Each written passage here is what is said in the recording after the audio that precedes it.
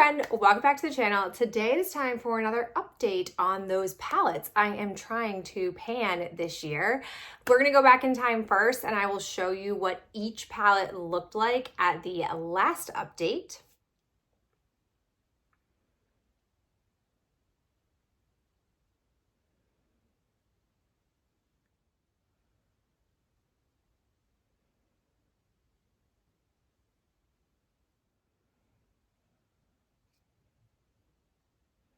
And now let's go ahead and see what my palettes currently look like. We'll start with my Shadow Kiss palette first.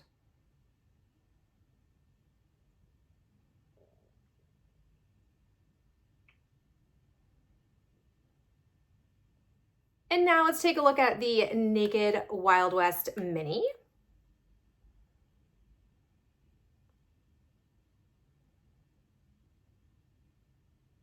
And then finally, I have the LORAC Mini Pro Palette Sparkling to update you on.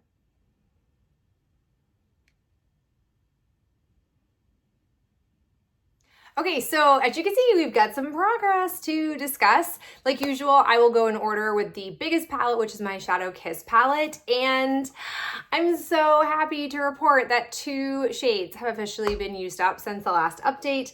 I made it a point to just go all in with Tempt and finish Tempt off. And then I also spent a lot of time working with Cloak and got Cloak finished off. So the majority of my time since the last update has been spent with this palette. I basically, after the first update and doing a lot of playing, just decided that I really wanted to go all in and get some serious progress going with this. And I'm really happy to be sitting here with 2 of the shades completely used up. And then I have made really big progress in shade. This has quite honestly been the go-to crease look for me. And with these crease colors, these matte shades and these palettes, if you are really using them, you can get some serious usage going. So really pleased with that. And then with Zeal, I think I used Zeal a few times, but I basically decided like I could keep evenly trying to work through them, but I didn't want to. I just wanted to annihilate a couple of shades. And I first saw myself being able to do that with the 2 shades that were, I think, a little bit less popular or favored for me. So this is where I currently stand. There are just 2 shades left that I would like to use up in this palette. I don't think it's realistic to say that in the next month I will get these used up.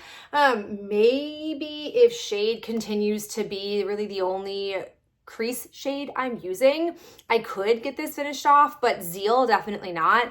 I really don't want to go all in on Zeal because I don't want to do another basically month of gold.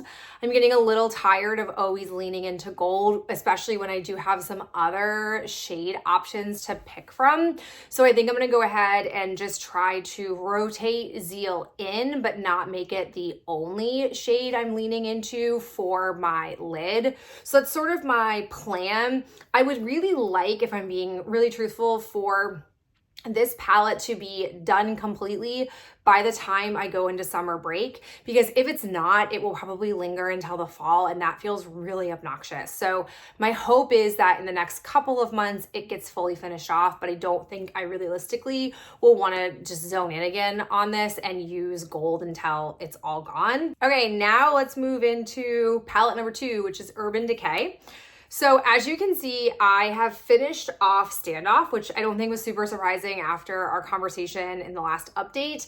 Really and truly, that's the only shade I was using in here. I could have used Cowboy Rick a bit, but I just really wanted to make some heavy progress with my Shadow Kiss palette. So at the expense of making some more progress here, that's what I chose to do. This palette basically at this point for me is down to 2 potential shades. I don't foresee there being a ton of progress in this in the next month because these shades aren't going to move as quickly, and I was using Standoff every single day and it already had some indent on it before I even chose it as a focus for this year. So it's a short and sweet update for this. Now that Standoff is gone, I am just going back to my single shades that I have for Maybelline. I found a few that were on a super big clearance at a grocery store, so I bought a few and I will use those up. And I'll be curious to see how often I am drawn to using this palette when I don't have this go-to shade in here anymore. Palette number 3 that we're talking about is my LORAC Sparkling palette. It just continues to surprise me. It just does not take a ton of usage. I'm finding to make big progress, which for a panning perspective is really nice and rewarding. I also really do like this shade. It's what I have on my lids right now. And I did put this shade in the crease. And again, these are nice collectively. I really do like these 4. I did use this a couple of times just to kind of figure out if I actually liked it. And I do, but it's gold. So I'm still not really willing to let myself go all in on this until I have finished off the Zeal shade in Shadow Kiss. Once that's gone, I won't have any issues with this, but I just want to use the Shadow Kiss palette first because that's older. I've had it for longer. It's got more usage on it. So we are just moving and grooving. I really do think that these 4 shades will continue to get used up really quickly. I haven't really used them nearly as much as Shadow Kiss, but yet even on those, I think maybe no more than 5 or 6 times that I used this in the last update, it starts to make progress pretty quickly. So that's at least very rewarding. So that's the general update. I am going to be really fascinated to see what my palettes are looking like between now and the next update, because we could find ourselves in a position where I might need to pick a different path forward. If I, for some reason, go all in on Shadow Kiss and use that up in the next month, though I doubt that to be the case, I will then be left with just the LORAC palette really and truly. And like when looking at that along with Cowboy Rick, is that enough to sustain me? Or do I need to potentially reconsider if I do a lot more work on the LORAC palette and it makes a lot of really big progress? What do I do? So we could be in a really interesting position come the next update. So of course, subscribe, stay tuned, keep an eye out for it. But I'm still happy and content with where I am at with my palette choices.